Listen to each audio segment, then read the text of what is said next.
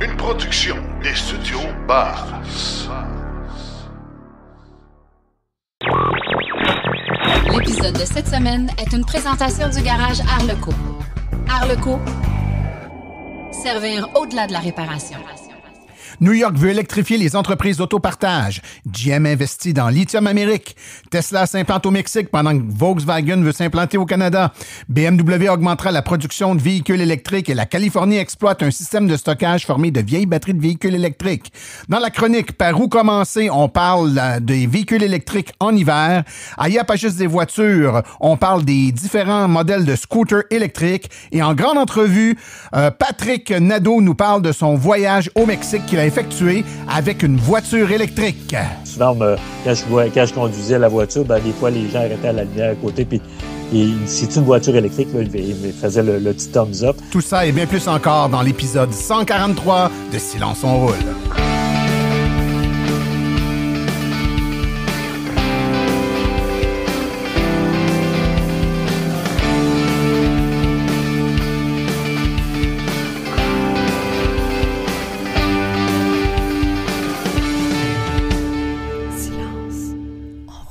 Bonjour tout le monde!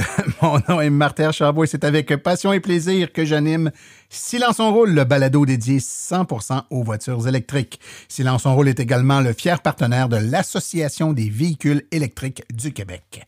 J'espère que vous allez bien. Écoutez, on se sort tout juste d'un week-end assez frigorifiant, merci. Hein? On était dans la région de Montréal, à tout de moins, là, aux alentours de moins 30 degrés au thermomètre, en bas de moins 40 avec le facteur vent. C'était très, très, très froid. Ceux qui ont fait l'acquisition d'un véhicule électrique dans les dernières semaines, derniers mois, qui n'ont pas encore vécu l'hiver, ont réalisé que lorsqu'on avoisine les moins 30 degrés, nos voitures électriques vont super bien. Et oui, c'est ça le punch. Elles vont super bien. Donc, évidemment, hein, on a une baisse d'autonomie. Je pense que c'est normal. Et la recharge aux bornes rapides est parfois un peu plus lente parce que les batteries ne sont pas tout à fait aussi chaudes là, que par température plus clémente, ce qui ralentit un peu la recharge. Mais globalement, la voiture démarre bien et il n'y a aucun problème à circuler en voiture électrique. Tant et pour autant qu'on ait bien pris des précautions de base, évidemment, quand il fait très froid, on branche la voiture. On ne dira jamais assez. L'hiver, une voiture électrique branchée, c'est une voiture électrique heureuse. Étant branchée sur la borne, elle va être capable de prendre de l'énergie et de se garder au chaud. Donc, quand on avoisine les moins 30 comme on a eu, évidemment, la batterie a besoin, pour éviter de geler complètement, là, de se réchauffer. Elle le fait en faisant circuler du courant. Évidemment, ça prend de l'énergie. Quand on est branché, cette manœuvre-là là, se fait de façon beaucoup plus fluide. Et tout dépendant des modèles de véhicules, ça va se faire moins ou moins bien ou moins efficacement quand on n'est pas branché. Dans certains cas, même rendu à un certain seuil, ça ne se fera pas du tout. Donc, il faut vraiment brancher son véhicule quand on nous annonce là, une température très, très froide. Niaisez pas avec le POC, comme on dit par chez nous. On branche la voiture, on la garde bien au chaud, puis on évite tout problème. Et puis, on se rend compte que finalement, notre voiture électrique va démarrer beaucoup mieux que notre ancienne ou notre autre véhicule qui est encore à l'essence. Donc, profitez de ce bonheur-là de pouvoir rouler électrique là, par temps froid sans aucun problème. Écoutez, un épisode vraiment très intéressant aujourd'hui. On a plein de choses. Justement, Sébastien Côté revient nous parler des véhicules électriques en hiver. Le timing est comme un peu excellent. Il va faire la deuxième partie de la chronique qu'il nous avait fait le mois passé. Philippe Corbeil va nous parler, tant qu'à lui, des scooters électriques. Hein? L'été va venir plus vite qu'on le pense. On est déjà rendu au mois de février. Et on a peut-être un jeune à la maison qui va vouloir avoir un scooter. Puis peut-être allons-nous réussir à lui faire oublier le 50cc à essence et rouler avec un petit scooter électrique beaucoup plus écologique et économique à rouler. Donc, notre ami Philippe va nous faire une espèce de revue de ce qu'il y a de disponible sur le marché. C'est fort intéressant. En grande entrevue, là, par exemple, on va parler avec quelqu'un qui a fait le voyage, qui est parti du Québec ici, là, et il est allé jusqu'au Mexique et il est revenu en voiture électrique.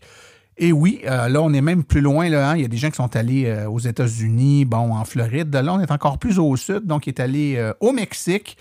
Et il va nous relater comment ça s'est passé faire le voyage, qu'est-ce qui a bien été, qu'est-ce qui a moins bien été, là où c'est plus facile, plus difficile, à quoi il faut penser, à quoi il faut faire attention. Si jamais vous visez un grand déplacement comme ça, ben ça va vous donner des petits tuyaux. Mais une chose est sûre, notre ami nous défait le mythe qu'une voiture électrique, c'est bon uniquement pour de la courte distance. Quand on est rendu à faire le Québec, aller jusqu'au Mexique, ben, c'est la plus belle preuve qu'on est capable d'aller très loin avec une voiture électrique.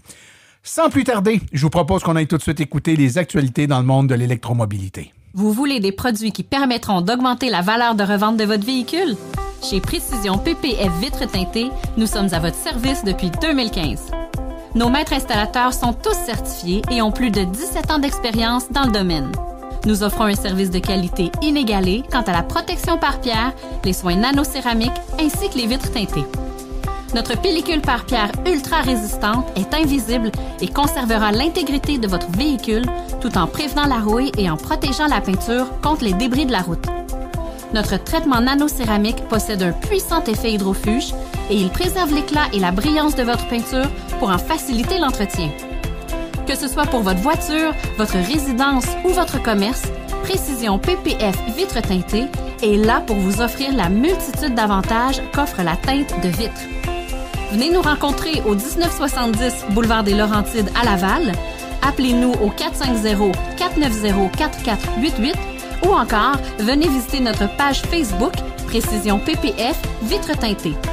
Nous comblerons vos exigences tout en vous offrant la qualité que vous recherchez. Les actualités sont une présentation de Bourgeois Chevrolet, le spécialiste du véhicule électrique au Canada. Contactez-nous au bourgeoischevrolet.com ou au 450-834-2585. Les voitures qui circulent dans les rues de New York deviendront un peu plus respectueuses de l'environnement au cours des prochaines décennies suite à l'annonce du maire confirmant que les entreprises de covoiturage, comme Uber et Lyft, devront passer aux véhicules électriques d'ici 2030. Consolidant ainsi les engagements similaires pris par Lyft et Uber pour convertir leurs voitures d'ici la même échéance. Le maire Eric Adams a inclus dans la directive de son discours sur l'état de la ville il y a 2 semaines des spécifications sur la mission qui vise à exiger que les services de location passent aux véhicules zéro émission d'ici le début de la prochaine décennie et cela affectera plus de 100 000 véhicules dans les rues de la ville et les chauffeurs ne devraient pas avoir à payer pour cela. Adams n'a pas expliqué comment les entreprises de covoiturage vont payer la facture pour convertir les véhicules de leurs chauffeurs en véhicules électriques. Lyft est d'accord avec le changement, s'est engagé il y a 3 ans à passer à l'électrique pour 2030. Et dans le blog de 2020, la société avait déclaré qu'elle ferait pression pour réduire les coûts des véhicules électriques et accroître les incitatifs et les infrastructures. GM a annoncé il y a 1 semaine son intention d'investir dans Lithium Amérique pour sécuriser l'accès au lithium, un composant essentiel des batteries de voitures électriques. Il s'agit du plus gros investissement qu'un constructeur automobile n'ait jamais fait pour sécuriser les ressources et les matières premières entrant dans la fabrication des batteries. Lorsque le lithium sera extrait et traité dans la mine de Thacker Pass, qui est la plus grande source de lithium identifiée aux États-Unis, il fournira suffisamment de minerais à GM pour fabriquer jusqu'à 1 million de véhicules électriques par an, a déclaré la société. La compagnie Tesla tente de s'implanter au Mexique et selon son nouveau rapport, elle pourrait faire affaire avec une usine située près de Mexico. Le porte-parole de la présidence mexicaine, Jesus Ramirez, a récemment déclaré à Reuters que l'usine pourrait être située dans un parc industriel environ à 3 km de l'aéroport international Felipe Ángeles. Ce nouveau site pourrait devenir une plaque tournante d'exportation importante pour le constructeur de voitures électriques. Volkswagen a approuvé l'assemblage d'une ID4 pour le marché nord-américain et elle envisage une usine de batterie en Ontario selon le quotidien économique Handelsblatt. Le rapport de l'inscription des 5 lobbyistes de Volkswagen de la province canadienne, incluant le PDG Olivier Bloom, avait déclaré l'année dernière que le Canada était une option logique pour la production de cellules de batterie. Le rapport cite également des documents indiquant que l'Ontario voulait concurrencer d'autres emplacements pour usines de batterie et a déclaré que la province avait offert des incitatifs intéressants pour obtenir le projet. Quant à la nouvelle sous-compact ID4 EV, il pourrait être assemblé à l'usine existante de Volkswagen à Chattanooga, au Tennessee, qui construit déjà les modèles ID4 sur le marché américain, ou l'usine Puebla au Mexique, qui gère une grande partie de la production nord-américaine de Volkswagen.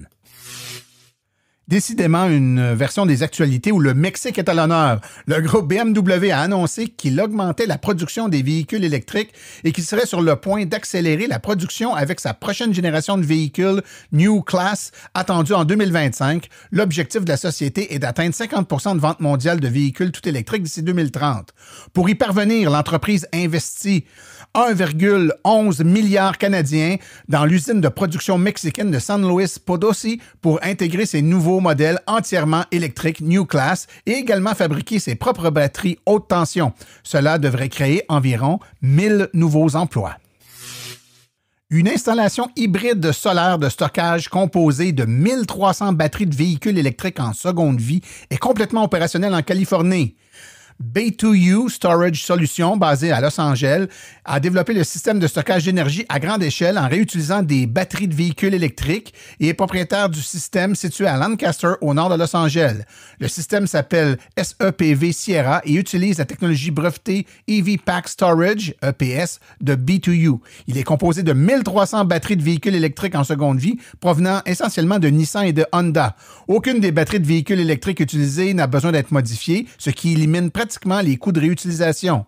Bay2U confirme qu'elle a également testé avec succès les batteries de Bolt et de Tesla Model 3 dans son système EPS qui peut être configuré pour faire fonctionner n'importe quel type de batterie. Grande nouvelle dans le monde des infrastructures de recharge alors que Flow lance Flow Ultra, une nouvelle borne de recharge rapide conçue pour offrir une expérience ultime de recharge avec une puissance de 320 kW pouvant aller jusqu'à 500 kW par voiture dans une configuration modulaire et construite pour répondre aux nouvelles exigences, entre autres du Buy American Act.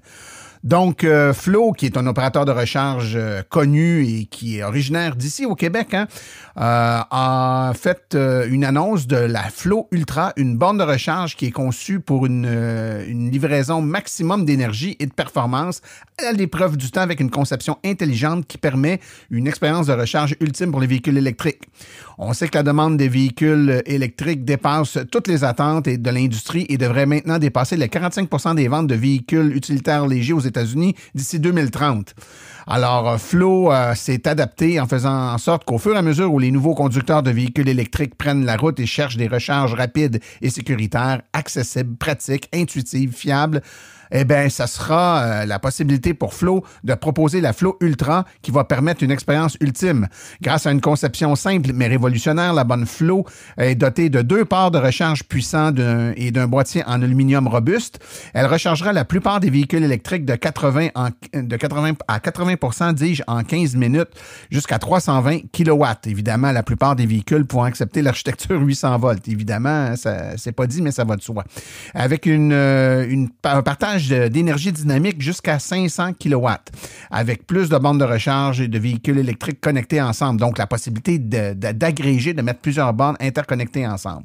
La conception flexible et modulaire de Flow Ultra permet de recharger d'un côté ou des deux côtés du stationnement, en parallèle ou en rangée, en fonction de la configuration d'installation des bornes.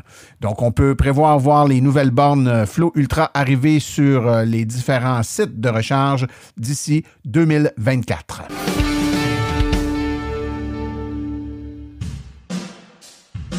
La chronique « Par où commencer ?»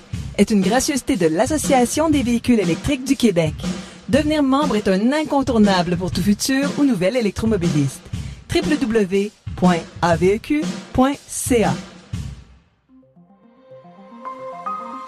Par où commencer? Avec Sébastien Côté.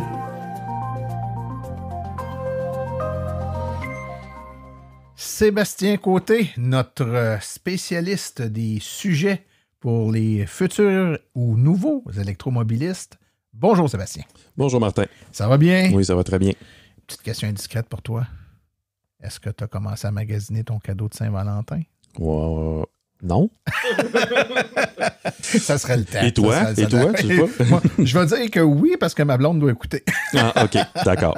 Écoute, Sébastien, si tu vas magasiner, tu vas sûrement le faire avec ta voiture électrique. On est encore l'hiver, et oui, hein, au Québec, malheureusement, l'hiver, ça dure longtemps. Et puis, février, mars, c'est encore des conduites passablement hivernales. Le mois passé, on a parlé de véhicules électriques en hiver. On a traité de différents points. Mais il y a d'autres points que j'aimerais qu'on discute aujourd'hui parce que c'est des questions qui sont souvent posées en lien avec la voiture électrique. Donc, on entend plein de choses, entre autres, à propos du chauffage et de la ventilation.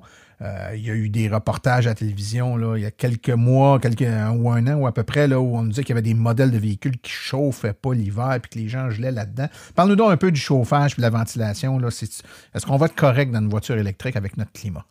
Oui, on va être correct. On n'est pas obligé de tout couper. On n'est pas juste en autonomie non plus, surtout avec les véhicules qui sont récemment sur le marché. Faut même pas imaginer qu'on va être obligé de couper le chauffage. Donc, c'est vraiment important de ne pas couper toute la ventilation pour ne pas embuer les fenêtres. Des fois, on va être porté à couper le chauffage, mais couper aussi le ventilateur. Donc, c'est à faire attention en hiver, surtout avec l'humidité des bottes sur les tapis et tout. Là. Mais c'est-tu différent avec une voiture à essence? Parce que moi, quand j'entends ça, puis je me mets dans la tête là, des gens qui écoutent, c'est tout vrai qu'une voiture à essence. Je veux dire, si on coupe le vent dans les vitres d'une voiture à essence, ça va buer. Oui, bien, en fait, j'aurais peut-être dû commencer avec ça, mais effectivement, ta ventilation et chauffage, utilise-la comme ton véhicule à essence et tout va bien aller. Puis d'où ça vient, cette idée-là? Pourquoi on couperait notre ventilation et notre chauffage? On sait que, comme on a parlé il y a 2 semaines, là, c'est que le chauffage, c'est ce qui va consommer le plus après le moteur pour le véhicule électrique. Donc, c'est sûr que le véhicule à essence, c'est de l'énergie qui est tout simplement perdue par le thermique, le moteur thermique. C'est le défaut du moteur qu'on récupère. Et effectivement, mais en voiture électrique, il faut aller le créer avec soit une thermopompe ou un élément chauffant. Donc, c'est très énergivore. Donc, c'est pour ça qu'on en arrive à se poser des questions. Mais là, c'est des questions qui étaient peut-être valides il y a 5-6 ans avec des véhicules avec des autonomies de 125 km. Que là, oui, ça pouvait peut-être... On voulait ménager les quelques kilomètres que nous aurait bouffé le chauffage. Oui, et aussi, on tombe en amour avec notre auto, on veut aller encore plus loin. Donc, c'est sûr que là, ça nous passe par la tête de couper le chauffage. Mais plus aujourd'hui, avec des voitures qui ont 400 km. Non, effectivement. Ça va vraiment mal. Bon, c'est une bonne nouvelle. Puis si on veut minimiser l'impact du chauffage... tu as parlé la dernière fois du mode éco. Le mode éco, moi, je pensais que ça avait un impact uniquement sur la conduite, c'est-à-dire que le véhicule va être un peu moins agressif, donc il va consommer moins, mais est-ce que je comprends que ça a un impact également sur le chauffage? Oui, dans la plupart des cas, c'est un mode qui pourrait être intéressant dans peut-être les journées plus standards, mais ce qui arrive, c'est que votre système de climatisation et chauffage vont être réduits en performance, justement pour être moins énergivores. Mais souvent, vous allez demander quelque chose au système, vous n'aurez pas l'effet voulu. Vous allez en redemander plus, et vous n'aurez pas le résultat. Souvent, en enlevant le mode éco, à ce moment-là, vous allez profiter pleinement du système complet. Et à ce moment-là, on va avoir une meilleure performance. Okay. Toujours en parlant du chauffage, Sébastien, tu as parlé également la dernière fois du pré-chauffage, donc chauffage pré-départ avec le véhicule, j'imagine. Reparle-nous donc du pré-chauffage, qu'est-ce que ça permet de faire et pourquoi c'est une bonne idée? Je pense qu'on ne le dira jamais assez. Oui, bien, il y a plus qu'un aspect, c'est sûr, de ce côté-là, puis l'utilisation là, de tout ça, c'est vraiment pour avoir un habitacle tempéré lorsque vous partez. Peut-être pas nécessairement chaud. Là, vous allez chauffer pas juste l'air, les plastiques, les sièges, tout le véhicule va être déjà plus tempéré qu'au grand froid. Vous allez rentrer dans votre véhicule déjà avec un manteau, des gants et des bottes. Donc, vous aurez déjà le sentiment que vous n'aurez pas besoin de monter le chauffage très haut. Donc, un coup préchauffé de cette façon-là, vous pouvez tout simplement le mettre à, en 18-19 degrés pour créer un maintien. Donc, vous avez un maintien de température versus faire monter le chauffage. Donc, on impacte beaucoup moins notre autonomie au départ. Et c'est quelque chose qu'on répète souvent, Sébastien, quand on fait des conférences, qu'on explique aux gens, on leur donne des trucs. C'est pas... toutes les voitures électriques l'ont. Et je trouve que c'est une fonctionnalité qui est trop souvent, les gens ne l'utilisent pas ou oublient ou ne sont pas conscients. On nous a tellement drillé à ne pas utiliser le démarreur à distance d'une voiture à essence pour éviter de polluer, que c'est dans notre tête, faire marcher l'auto quand on n'est pas dedans, c'est pas une bonne idée, mais on oublie que sur une voiture électrique, on consomme pas on brûle pas d'essence quand on fait ça. Puis en plus, l'auto étant branchée sur notre maison, c'est l'énergie de la maison qui nous aide à réchauffer le véhicule en plus plutôt que notre batterie. Donc, on part qu'une batterie qui est pleine. On a parlé également, puis je pense que c'est important de revenir et de donner certaines précisions, garage versus l'extérieur. Donc, les gens qui ont qui ont un garage, doivent-ils nécessairement faire coucher le véhicule dans le garage? Puis si moi, je n'ai pas de garage puis je m'achète une voiture électrique, est-ce que je vais avoir un impact négatif majeur? Donc, est-ce que je dois revoir mon plan de m'acheter une voiture parce que je n'ai pas de garage? Non, pas vraiment. Je vais prendre l'exemple. Là, depuis près de 5 ans, chez nous, tous nos véhicules électriques, on dorme à l'extérieur, même si j'ai un garage. C'est ma pièce, mon man cave, si on veut dire. Il n'y a aucun véhicule qui a le droit d'y aller. Mais c'est ça, à l'extérieur, en utilisant les termes qu'on a parlé tantôt de préchauffage, d'avoir la recharge qui se termine près du départ ou des éléments du genre, on a un véhicule qui va être tempéré, une batterie qui va être tempérée. Donc, dans la plupart des journées, on n'aura pas un net avantage, on pourrait dire. Par contre, ce que je pourrais mentionner, c'est lors d'un grand déplacement, si vous voulez vraiment prévoir que vous allez à Québec, vous voulez essayer de minimiser peut-être l'impact, bien, peut-être faire coucher le véhicule la veille dans le garage, faire un préchauffage, même s'il est dans le garage aussi, tout rentrer vos bagages au chaud et ensuite partir. Vous mettez encore plus de chances de votre côté. Excellent. Écoute, comme dernier point, je m'en voudrais de pas poser cette question-là parce que là, on est l'hiver, puis écoute, ça fait déjà une couple de mois quand même là, qu'on a de la neige. Là, les gens, là, ils ont sans doute vu passer. On a plein de publicités de différents manufacturiers de gadgets qui servent à protéger le port de recharge. Contrairement aux véhicules à essence où on ouvre notre petite trappe, on met de l'essence, puis on ferme tout de suite la petite trappe. Sur un véhicule électrique, on ouvre la petite trappe, on se branche, puis on part pour la nuit. Fait que s'il neige, s'il y a du verglas, s'il y a des accumulations importantes de neige, ça peut rentrer, j'imagine, dans le port de recharge et nous créer des problèmes. Donc, première sous-question, est-ce que oui, ça crée des problèmes ou ça peut créer des problèmes? Et est-ce que l'acquisition d'un protecteur ou de quelque chose pour nous protéger, là, couvrir le port de recharge est quelque chose de nécessaire ou de souhaitable à obtenir? Ben en fait, c'est sûr que la recharge que vous faites à l'extérieur, ceux qui n'ont pas de garage ou même peut-être au travail avec une borne que vous avez disponible avec votre employeur, bien, ça peut être intéressant d'avoir un protecteur de ce port de recharge-là. Mais intéressant, mais pas obligatoire. Donc, ce qui est à protéger, c'est si vous voyez qu'il annonce du verglas. Je trouve le verglas beaucoup plus problématique que de la neige. La neige, on peut l'enlever. Le verglas est toujours un petit peu plus complexe à enlever.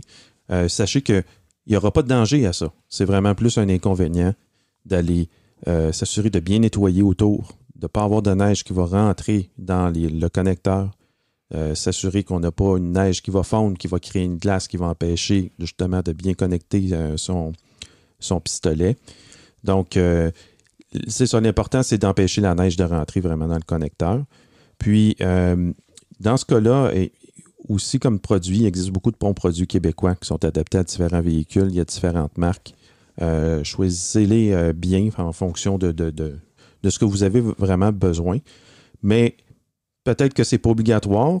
J'ai vu plusieurs personnes utiliser des vieilles boîtes à lunch ou une mitaine de four qui ont troué pour rentrer le pistolet dedans. Et ils s'en ont bien sortis. L'idée, c'est qu'il n'y ait pas d'accumulation de neige dans le connecteur. Si jamais ça arrive, on a eu beau faire attention, mais pour une raison X, si c'est accumulé de l'eau, de la neige, puis là, on a des problèmes du genre le pistolet rentre mal, on n'est pas capable de le mettre au fond. Donc, vu qu'il ne se met pas au fond, la recharge ne va pas démarrer parce qu'il y a comme de la neige accumulée qui s'est comme compactée dans le fond du connecteur. C'est quoi les solutions? J'imagine si on va le faire coucher à l'intérieur dans un garage pour que ça fonde, c'est une possibilité. Mais si on n'a pas accès à des garages, on fait quoi, là? On emprunte le séchoir. C'est une des... Séchoir à cheveux? Oui, séchoir à cheveux. C'est une des solutions que j'avais vues pour assécher, faire fondre la glace, parce qu'évidemment, glace ou neige, et être sûr aussi d'assécher en même temps pour ne pas se ramasser encore avec une glace qui va se former.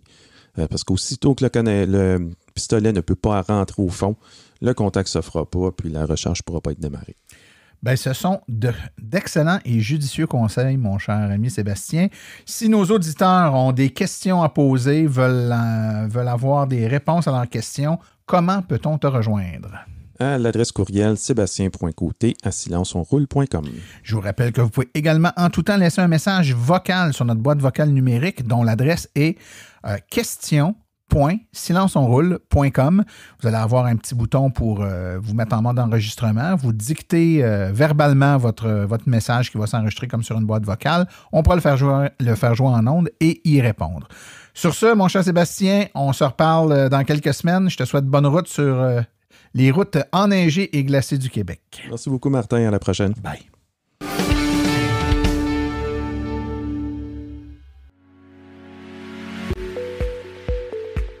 Vous venez de faire le saut vers l'électrique et devez réfléchir à vos recharges. Vous voulez une borne au chalet? Vous voulez une solution rapide et sans embûches? Il n'y a qu'une solution, Hydro Solutions. Depuis plus de 60 ans, Hydro Solutions est une entreprise québécoise de confiance. Vous les connaissez pour les chauffe-eau, mais ils offrent également un service clé en main pour les bornes de recharge. C'est définitivement l'avenue à privilégier afin de faire affaire avec une entreprise d'expérience qui s'occupera de tout. Demandez une soumission gratuite et sans engagement de votre part au www.hydrosolutions.com. Une seule visite sur leur site web vous permettra de constater la simplicité avec laquelle vous pouvez entamer une démarche afin qu'ils prennent tout en charge. L'analyse de votre situation, l'installation d'une borne de qualité par un installateur certifié et même, au besoin, le financement sur 24 ou 48 mois.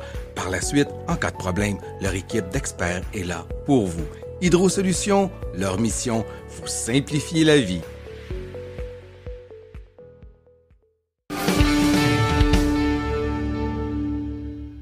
Dans les 6 dernières années de Silence on roule, il est arrivé plusieurs fois qu'on a eu en entrevue des gens qui avaient fait des longs voyages.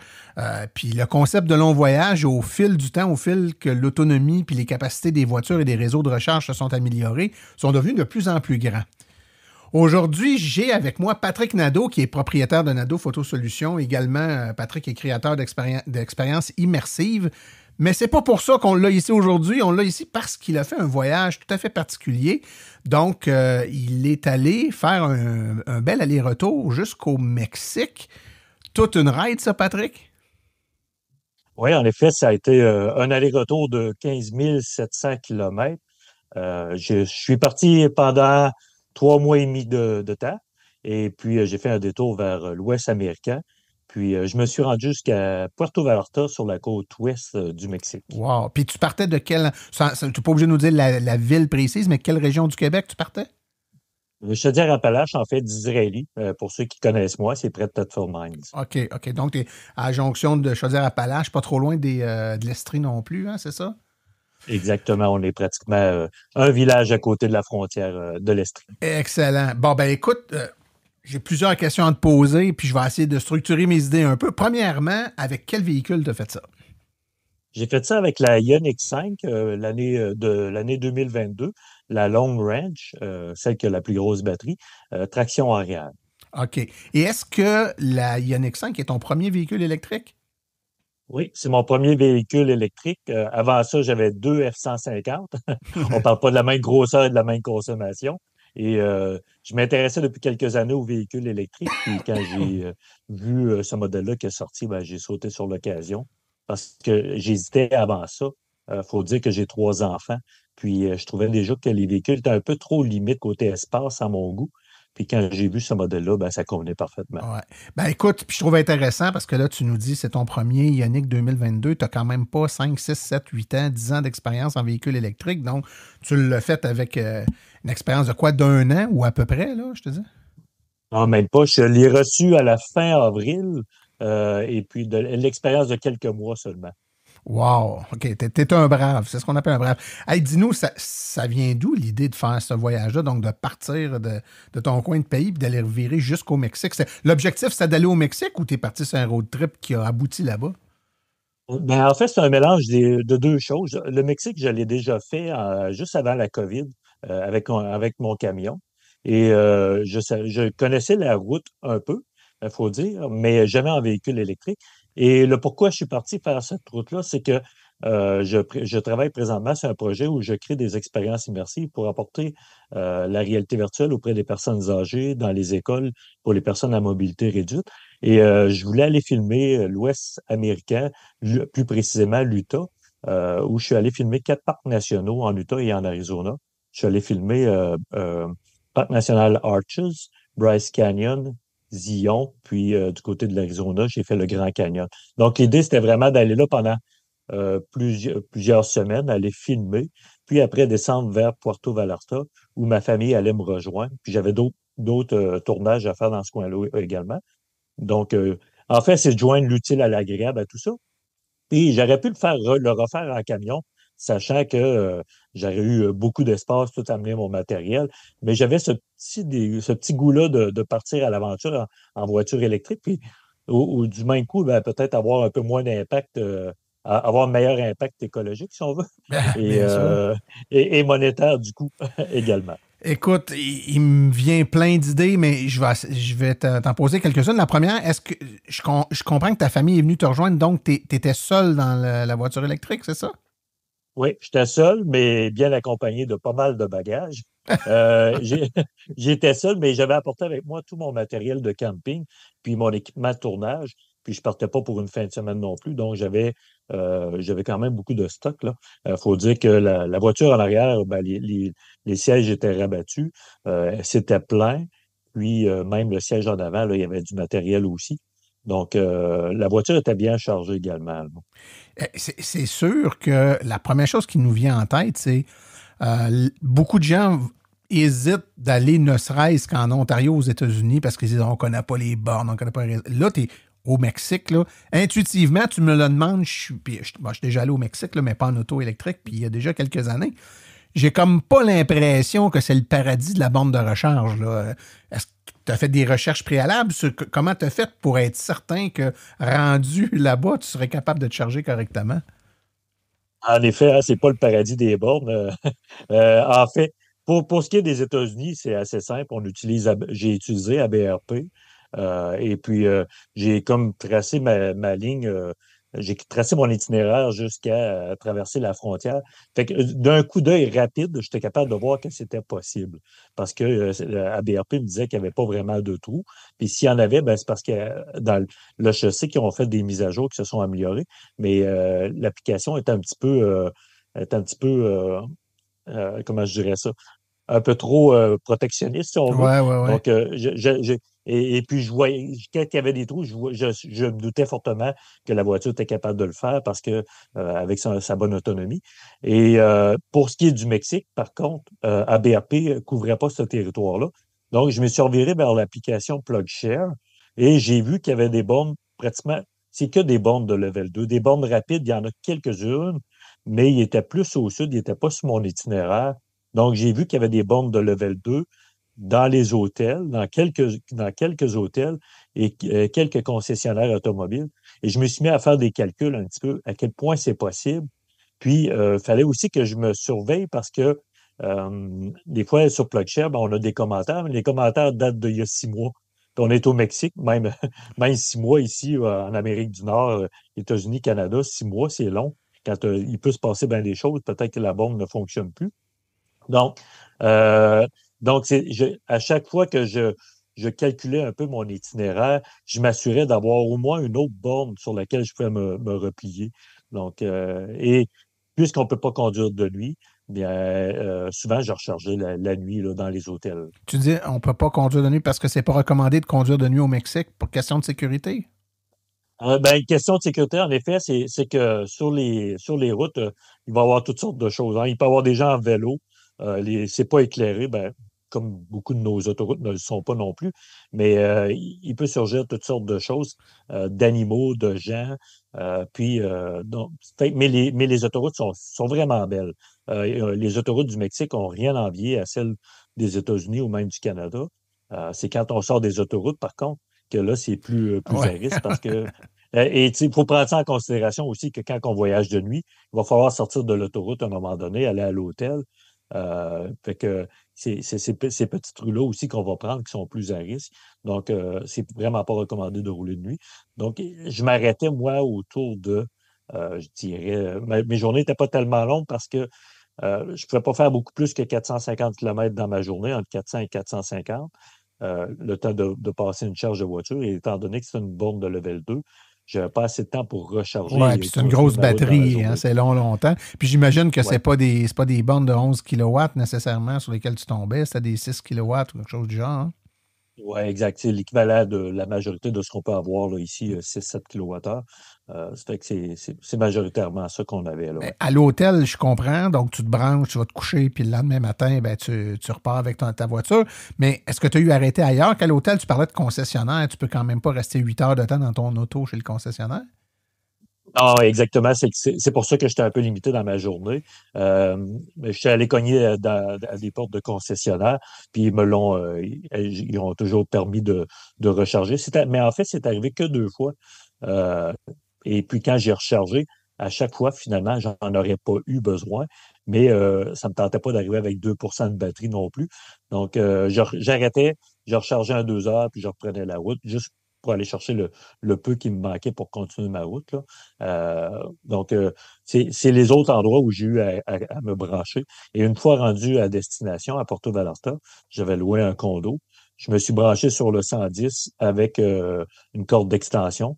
Et honnêtement, ça suffisait. C'était beaucoup plus que ce que j'avais besoin. Même si recharger une voiture prend 4 jours avec du 110 volts, ben, j'ai peut-être branché 4 fois ma voiture dans les 2 mois que j'ai passé là-bas. Donc, c'était amplement. Ouais, Faut dire qu'il t'étais fait en chaud. mode vacances aussi, hein? Donc, C'est probablement, ça. j'imagine là-bas, donc tu n'étais pas tout le temps sur la route. Non. Écoute, on va parler un peu de chiffres. Donc, tu nous as dit tantôt que tu as parcouru 15 700 km, donc c'est quand même de la route. Et on est forcé de croire que tu es parti ici, il faisait froid un brin, puis que tu es arrivé là-bas, il devait faire pas mal plus chaud. Donc, ta consommation a dû varier. Qu'est-ce que tu as eu comme, je te dirais, comme moyenne de consommation? Puis c'était quoi la température ici puis là-bas? Quand je suis parti, je suis quand même parti début octobre, 4 octobre, donc les grands froids n'étaient pas commencés. Quand je suis arrivé là-bas, dans le désert de l'Ouest, c'était quand même chaud dans la journée, là. On était quand même dans les 25 degrés, ça fait qu'on était dans des températures maximales. Sur l'autoroute, je roulais en moyenne dans les 120 km/h et j'avais une consommation d'environ 17-18 kWh pour cette partie-là. Au 100 km. C'est quand même Au très 100 bon. Hein? C'est quand même très bon Oui. pour une bagnole de cette grosseur-là. Là. Oui. Ben, moi, je conduisais en mode éco avec le cruise control.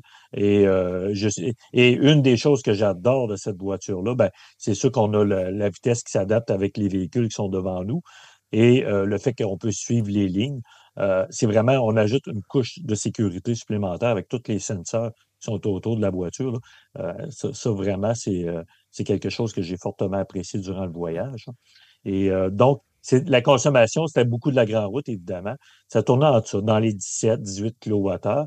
Au Mexique, c'était encore plus chaud. J'avais encore une meilleure moyenne. J'étais plus autour du 15-16, mais je roulais plus dans les 110 sur ces autoroutes-là. OK. Est-ce que tu as une idée du nombre de fois que tu as dû te charger, mettons, soit juste aller ou aller-retour, là, nous donner une idée? J'ai pas calculé. J'ai commencé au début et puis je me suis dit, ben, à qui ça va servir? et, et finalement, ben, quand j'ai mis mon poste comme de quoi j'avais réussi mon voyage, ça a vraiment fait un effet boule de neige. Puis finalement, ça aurait été une bonne idée de tout prendre ces notes-là. Mais si on fait le calcul rapide, moi, je dormais le soir. Pour me rendre dans l'Ouest américain, souvent, je dormais des fois dans des campings avec service, des fois des campings pas de service. Donc, je pouvais charger le soir dans une borne rapide, m'en aller d'un endroit où il n'y a pas de service. J'utilisais je vais revenir à ta question. Je suis parti sur un autre angle, mais je vais y revenir. J'utilisais le V2L, là, le véhicule to load, c'est-à-dire l'adapteur qu'on branche sur la Ioniq pour aller chercher du courant. Puis moi, avec ça, ben, je pouvais camper un peu n'importe où, d'un certain sens. J'avais ma plaque chauffante à induction. Je pouvais cuisiner. Je pouvais recharger mes caméras. Je pouvais recharger tous mes équipements. En fait, ce que je faisais, c'est que je mettais tout mon matériel. Au début, je dormais dans la tente, mais les nuits dans le désert sont froides, hein. Ça tournait autour de 4, 0. C'est descendu à -4. Puis je me suis dit, pourquoi moi je vais geler, puis mon matériel va être au chaud dans la voiture? Fait que j'ai pris mon matériel, je l'ai mis dans la tente, puis j'ai mis le chauffage dans la voiture. Et en plus de ça, c'était insonorisé, ça fait que c'était encore mieux. Et peut-être que les gens peuvent se poser la question, combien d'énergie ça prend chauffer une voiture toute la nuit quand il fait 0 dehors, puis on met ça à 20 degrés dans la voiture pour dormir? Ben, ça me prenait environ 10% de la batterie. Donc, pour me tenir au chaud, c'était parfait. Ça a vraiment contribué à avoir un meilleur voyage. Donc, je dépensais pas de cette manière-là, je dépensais pas beaucoup dans les hôtels en m'y rendant. Et dans les campings, ben, je pouvais brancher aussi quand je partais en exploration, là, exemple, j'arrive au Parc national des Arches, je me loue un camping, eh bien, je vais faire mes randonnées, je reviens, je branche ma voiture toute la nuit, je recharge, ça me donne peut-être un 15% de batterie overnight, là, que ça me redonne. Ouais. Si je me chauffe, je dépense un 10%. Mais pour revenir à ta question initiale, j'aurais tendance à dire que si je partais avec une charge pleine le matin, j'arrêtais peut-être charger 2 à 3 fois dans la journée, pas plus. C'est sûr que quand on recharge pas la batterie à 100% quand on est sur des bornes rapides. Je rechargeais autour de 85 jusqu'à 90%. Et je descendais ça au bout, là, à la fin, je gagnais beaucoup plus confiance. Là. J'arrêtais de charger autour de 10% de la batterie. OK. Fait que j'arrêtais peut-être 2 à 3 fois dans la journée. Puis combien de journées pour se rendre? Pour me rendre en Utah, ça m'a pris 4 jours. Donc, aux États-Unis, Mexique, on parlait de 400-450 km par jour, mais aux États-Unis, surtout au retour, là, je faisais 1100 km par jour. Et honnêtement, je pense pas que j'aurais vraiment fait plus que ça, même avec une voiture à essence. Souvent, j'arrêtais, pas parce qu'il fallait juste recharger, mais parce que j'en avais besoin aussi. Parce que faire 300 km, après 250 km, 280, j'avais besoin d'arrêter pour aller aux toilettes, manger, puis tant qu'à faire, ben, on recharge en même temps. Ça fait que le fait de recharger me prenait pas forcément beaucoup plus de temps. Et puis, quand on voyage, il faut se mettre dans un mindset que ben, on est là pour prendre notre temps. Fait que même si j'arrête à une borne puis je recharge, il y a toujours de quoi observer, il y a toujours de quoi à faire. Ah oui. Fait que j'ai eu beaucoup de commentaires qui disaient combien de temps qu'il a passé à recharger. J'en avais du temps devant moi. Puis même si on n'en avait pas tant que ça, c'est encore vraiment faisable à faire de façon assez rapide quand on pense ça.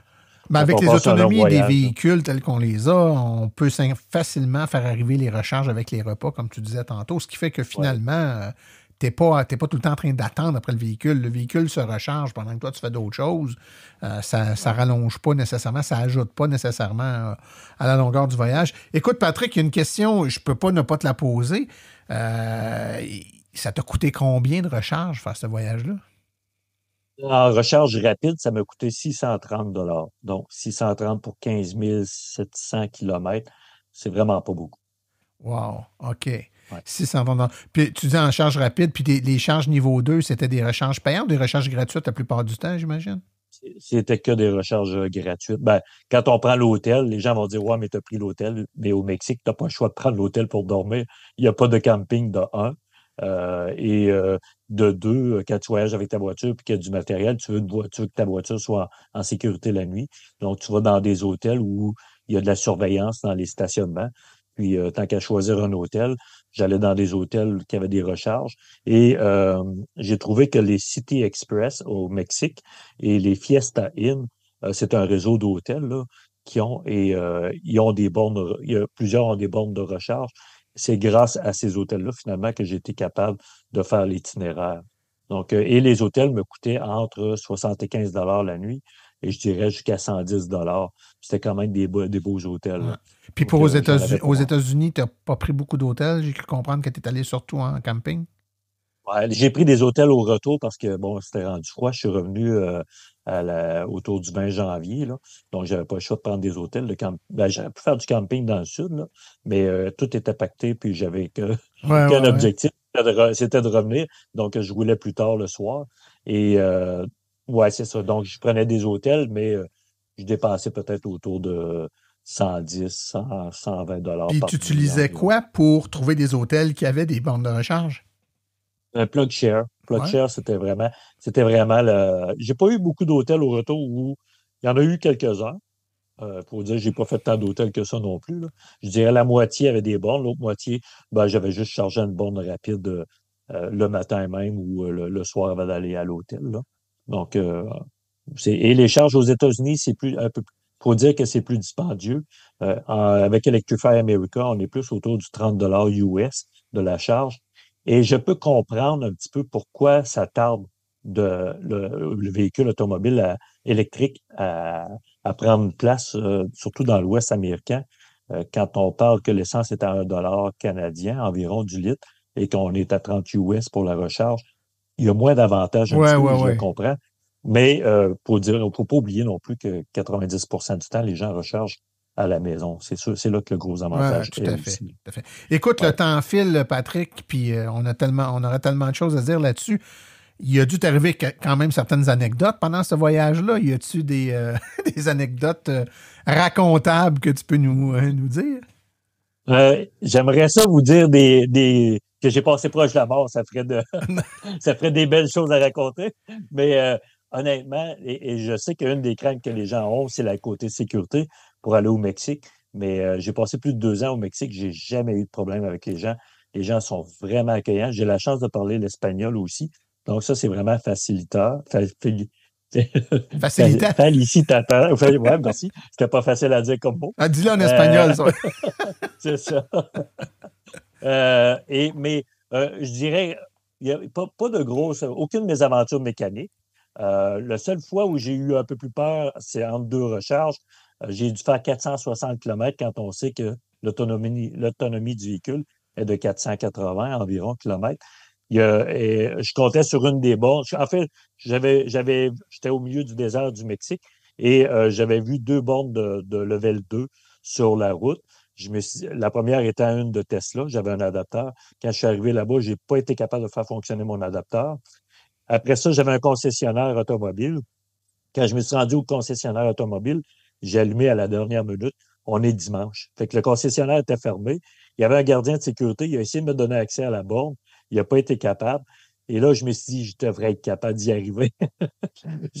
Et ce que j'ai fait, en fait, c'est que je me suis glissé derrière une vanne à 95 km/h. J'ai profité de l'aspiration de la vanne et j'ai réussi à faire mes 460 km. Puis, je suis arrivé au bout avec 7% d'autonomie. Wow. Donc, c'est le moment où j'ai eu le plus peur de manquer de courant. Ouais. Mais en même temps, je m'aurais dit, du courant, il y en a partout. C'est jamais vraiment un problème. Ce qu'il faut, c'est de la patience si jamais ça arrive. Oui, c'est le 120. Hein.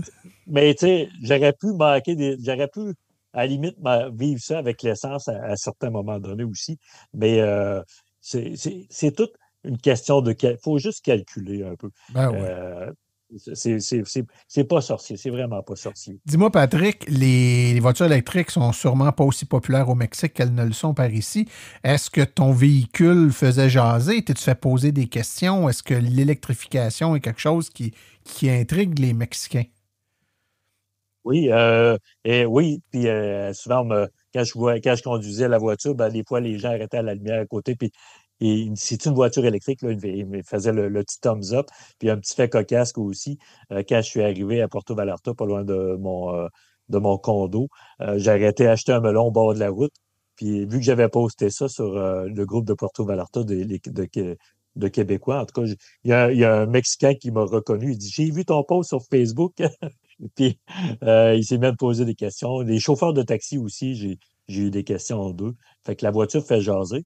Et les gens pourraient dire « Hey, t'as pas peur d'aller au Mexique avec une belle voiture comme ça? » Ben, dites-vous que des belles voitures, il y en a partout au Mexique aussi. Ouais. Donc, fait que c'est ça. Mais ce qui intriguait, c'est sûr qu'une voiture 100% électrique, honnêtement, j'ai vu 2 autres Tesla, un autre Québécois qui est venu en Tesla.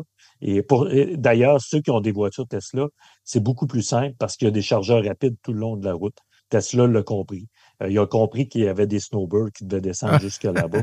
Ils ont mis des chargeurs sur la route. Fait que ceux qui ont une voiture Tesla, c'est vraiment plus facile que ça l'est pour nous. Et le jour où Tesla va ouvrir justement les bornes à tous les véhicules, là, ça va changer complètement la donne encore. Ça va être beaucoup plus facile. Ouais.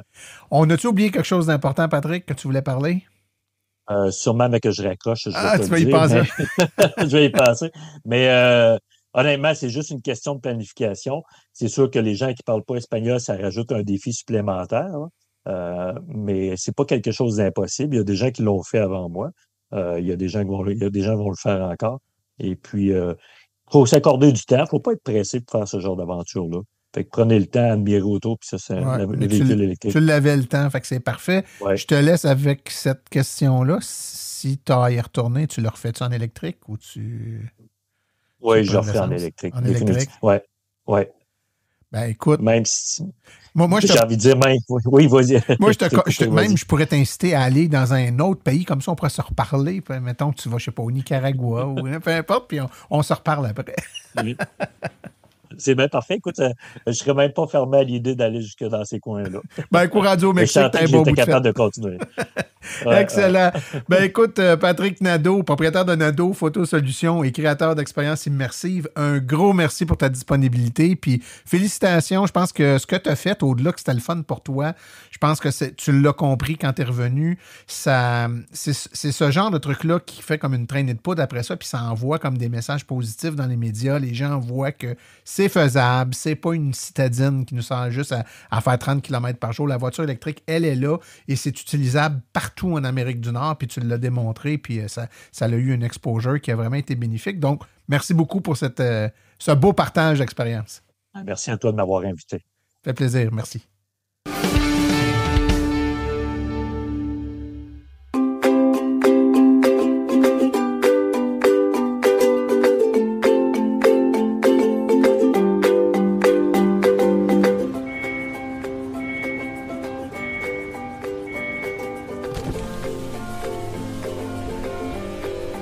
C'est vrai que ça brise moins, mais il y a quand même un minimum d'entretien à faire sur nos voitures électriques. Quand est venu le temps de faire l'entretien de mon véhicule, j'ai choisi de faire confiance à l'équipe d'Arleco plutôt que le concessionnaire. Ça fait maintenant 3 générations que cette entreprise familiale chouchoute nos voitures et ils ont été parmi les premiers à s'engager activement dans l'électrification des transports tout en adoptant des procédures et des produits sains pour l'environnement. Avec ses techniciens spécialement formés à l'entretien et réparation des voitures hybrides et électriques, Arleco nous offre aujourd'hui la même qualité de service sur nos VE qu'elle a toujours livré depuis bientôt 40 ans. De plus, chez Arleco, j'obtiens 10 % de rabais sur la main-d'œuvre et les traitements anti-rouille avec ma carte membre hors de l'AVEC. Arleco Génération 3, 8470 boulevard Parkway à Anjou.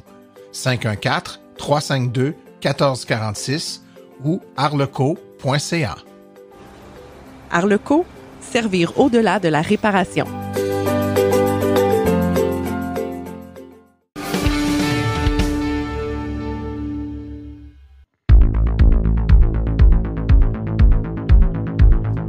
Il n'y a pas juste des voitures avec Philippe Corbeil. Bonjour, cette semaine, je réponds à une question importante. Quels sont les scooters électriques actuellement disponibles sur le marché canadien? Voici donc mon guide du scooter électrique 2023. Je vais donc faire un tour rapide des scooters électriques qui sont l'équivalent des scooters 50cc. Ce sont donc des véhicules qu'il faut immatriculer et assurer, mais qui se conduisent au Québec avec un simple permis de voiture de classe 5 ou un permis de cyclomoteur de la classe 6D. Comme premier fabricant de scooters électriques, nous allons voir NIO. Ils offrent actuellement 3 modèles. Le MQ1 Plus Sport, qui est un scooter qui a une vitesse maximale de 45 km/h et une autonomie de 80 km. La puissance est offerte par un moteur roue qui offre 1400 watts de puissance et c'est le scooter le moins cher sur le marché à seulement 3 899 $. Le second modèle est le NQi GTS, plus puissant avec un moteur roue développant un maximum de 3100 watts de puissance. Il vous propulse à une vitesse maximale de 70 km/h pour une autonomie de 105 km dans sa version Sport et de 135 km dans sa version Pro. Les batteries sont amovibles et le prix est de 5 799 pour la version Sport et de 6 699 pour la Pro. NIO offre aussi un troisième modèle, le NQi GT, qui est presque identique au GTS, mais qui est annoncé avec une puissance maximale de 3500 watts et une autonomie de 160 km au prix de 6 699 $. Un second manufacturier disponible est Kumpan. Les scooters Kumpan sont fabriqués en Allemagne et le Kumpan 54 Impulse est leur scooter équivalent à un 50cc. Il a un moteur roue d'une puissance maximale de 4000 watts qui propulse le scooter à une vitesse maximale de 70 km/h. Il vient de base avec 2 batteries amovibles et il est possible d'ajouter une 3e batterie dans le scooter pour encore plus d'autonomie. Du côté autonomie, Kunpan annonce entre 120 et 150 km d'autonomie avec 3 batteries, mais dans une utilisation réelle, on peut compter environ 30 km d'autonomie par batterie. Le scooter se détaille 7 995 $ et vous pouvez en savoir plus sur le scooter Kunpan en écoutant ma chronique dans l'épisode 109 où j'en ai fait l'essai. Nous avons ensuite Super Soco, une filiale de V-Moto qui offre sur le marché canadien 6 modèles différents.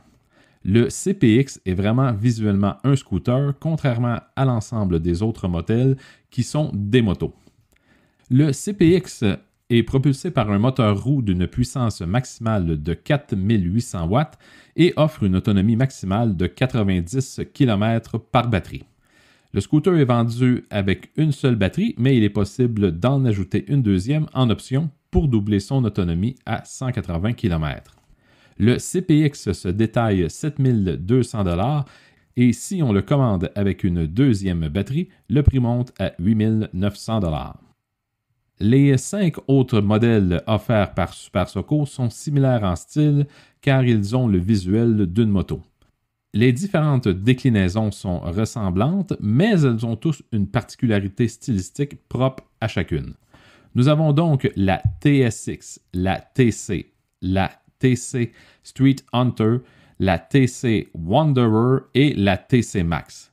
Elles sont toutes propulsées à l'aide d'un moteur roue dont la puissance maximale varie de 2100 watts à 3500 watts, à l'exception de la TC Max, qui elle a un moteur de 5000 watts qui entraîne la roue arrière grâce à une courroie. On nous annonce de 160 à 180 km d'autonomie avec 2 batteries pour tous les modèles sauf la TC Max qui elle a 110 km d'autonomie et ne dispose que d'une seule batterie. La TC Max se vend 7 800 $ alors que les autres modèles se vendent entre 5 200 et 5 800 $ et la deuxième batterie est offerte en option au coût de 1 850 $. Orwin est un autre manufacturier présent au Canada. Il nous offre 2 modèles. Le EK3 qui est un scooter muni d'un moteur de 6700 watts qui actionne la roue arrière via une courroie. Le scooter offre une autonomie d'environ 100 km pour un prix de 6 900 $. Il est possible de mettre 2 batteries dans le scooter pour doubler son autonomie. Le deuxième modèle est la moto CR6 qui a un moteur de 6200 watts qui entraîne la roue arrière à l'aide d'une chaîne. La batterie est fixe dans la moto et permet de parcourir jusqu'à 130 km. La CR6 est offerte à 8 400 $ et vous pouvez écouter l'épisode 102 pour le compte-rendu de mon essai. Tinbot nous offre la ES1 Pro L, qui est une moto de type supermoteur qui vient avec un kit de roues normales pour l'asphalte et un kit de roues hors route qui transforme la moto en motocross. Le moteur a une puissance maximale de 5000 watts et il actionne la roue arrière via une courroie. L'autonomie annoncée est de 120 km et elle se détaille 8 900 $, incluant le kit de roues hors route. Finalement, le groupe italien Piaggio offre 2 scooters électriques, un sous la marque Vespa et l'autre sous la marque Piaggio. Du côté de Piaggio, c'est le Piaggio One Active qui est la version disponible au Canada. Celui-ci permet de circuler jusqu'à 60 km/h. Le scooter dispose d'une batterie amovible qui entraîne un moteur roue d'une puissance de 2000 watts. Le scooter offre une autonomie de 85 km en mode éco et de 66 km en conduite normale. Le Piaggio One se détaille 4 595 $ plus transport et préparation. Du côté de Vespa, on nous offre l'Electrica, un scooter avec une carrosserie de métal et fabriqué en Italie. Sa vitesse maximale est de 70 km/h. Il est propulsé par un moteur d'une puissance maximale de 4000 watts qui envoie la puissance à la roue arrière via un engrenage. C'est un des rares scooters à avoir une batterie fixe qui vous donne en conditions réelles environ 60 km d'autonomie. Il se détaille 9 945 $ avant transport et préparation et vous pouvez en apprendre plus sur le Vespa Electrica en écoutant l'épisode 105 où j'en ai fait l'essai. Voilà donc un rapide survol des scooters électriques disponibles au Canada. Au Québec, les scooters électriques ont droit à un rabais du gouvernement de 500 $. Continuez à suivre ma chronique pour mes prochains essais et allez écouter les épisodes passés pour les modèles déjà essayés. On se dit à la prochaine, car il n'y a pas juste des voitures.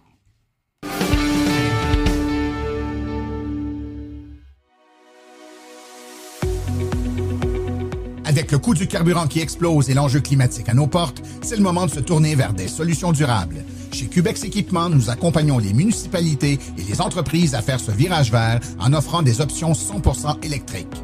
Depuis 2021, le Max-EV a fait son entrée remarquée sur le marché des véhicules utilitaires électriques compacts à basse vitesse. Il se distingue largement de la compétition. Les avantages d'un camion électrique sont grands. Des coûts d'opération beaucoup plus bas, aucun besoin d'éteindre le véhicule à l'arrêt, des coûts d'entretien fortement réduits et zéro émission de CO2. Le Max-EV est doté d'une transmission efficace, d'une suspension indépendante aux 4 roues, des freins à disque hydrauliques ainsi que le chauffage et la climatisation. C'est actuellement le seul véhicule de sa catégorie à être doté de batteries lithium-ion ultra performantes à pouvoir tirer une remorque jusqu'à 1500 livres. Boîte ouverte, benne basculante, boîte cargo ou porte-échelle, Cubex Équipement saura vous fournir le modèle de Max-EV qui saura faciliter votre travail au quotidien. Le Max-EV est éligible à une subvention de 12 500 $. Pour en savoir plus, contactez-nous au 1-877-GO-CUBEX ou visitez le www.cubexltee.com.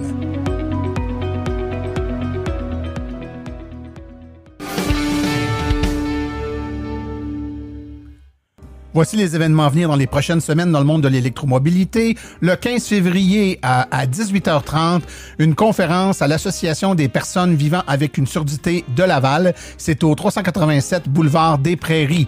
Donc, une conférence sur les voitures électriques, bien entendu. Du 16 au 19 février, au Centre des foires de Sherbrooke, c'est le relais électrique qui débarque à l'Expo Habitat Estrie. Donc, il y aura de l'information sur les véhicules électriques. Venez rencontrer les gens de l'AVEC. Kiosque virtuel le 21 février à 19h. Donc, vous pouvez vous inscrire sur le site de l'AVEC dans la section calendrier. Vous pourrez poser toutes vos questions à des experts de l'AVEC dans une formule de webinaire en ligne. Le relais électrique débarque au Salon du VR de Montréal. C'est du 2 au 5 mars. Donc, c'est au Palais des Congrès de Montréal. Venez rencontrer les experts de l'AVEC et voir différents modèles de véhicules électriques. Conférence à la bibliothèque Robert Lucier. C'est à Repentigny. Il s'agit du 2 mars 2023 à 19h. Ceci conclut l'épisode d'aujourd'hui. Remerciements sincères à nos invités et collaborateurs, c'est-à-dire Sébastien Côté, Philippe Corbeil et Patrick Nadeau. À la recherche, Martin Archambault et Stéphane Levert. Merci à nos chroniqueurs Stéphane Levert, Claude Gauthier, Laurent Gigon, Philippe Corbeil, Sébastien Côté, Cédric Ingrand et Nicolas Lambert. Communication, Marie-Hélène Hamelin. Thème musical, François Viau, Luc Poirier, Marie-France Falardeau. Réalisation et production, les Studios Basses. Un merci tout spécial à Arleco, notre commanditaire principal, ainsi qu'aux autres annonceurs qui rendent l'émission possible, c'est-à-dire Hydro-Solutions, Précision PPF Vitres teintées, l'Association des véhicules électriques du Québec, Cubex Équipement, Bourgeois Chevrolet et Fils Électrique. Les questions sur le balado doivent être adressées à martin@silenceonroule.com et pour l'information générale sur les voitures électriques, visitez le www.avq.ca. Vous avez également accès aux archives de tous nos épisodes au archives@silenceonroule.com. Et je vous rappelle que la reproduction de l'émission est permise, mais nous apprécierions en être avisés. Mon nom est Martin Archambault et d'ici le prochain balado, j'espère que vous attraperez la piqûre et direz vous aussi, silence, on roule.